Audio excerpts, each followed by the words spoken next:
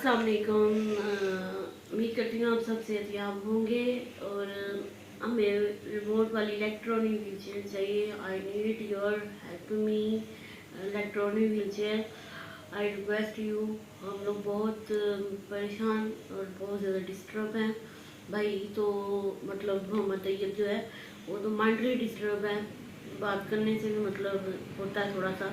तो अगर आप लोग हमें इलेक्ट्रॉनिक व्हील चेयर दिला दें या दे दें, आपकी बड़ी मेहरबानी होगी। हमें बहुत ज़रूरत है, बहुत अशद ज़रूरत है।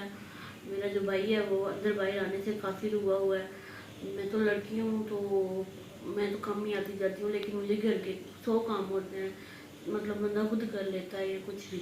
लेकिन मैं फिर भी रिक्वेस्ट यही करूँगी कि मेरे भाई के लिए हो सके तो प्लीज़ प्लीज़ प्लीज़ जल्दी से, अगर हम दोनों के लिए हो सके तो दोनों के लिए। आप देख सकते हैं ये थोड़ा वीक है और मतलब स्मार्ट भी है। तो इसके साइज़ की, इसके हाइट की मतलब क्या चाहिए इसको। तो मैं हेल्दी, जैसे कि आप देख रहे हैं, तो मतलब खुला ये बेबी सीटर बन जाती है आई थिंक शायद। और मैं मतलब फुल पता नहीं ऐसे कुछ। तो आप सबके लिए दुआ गो हूँ।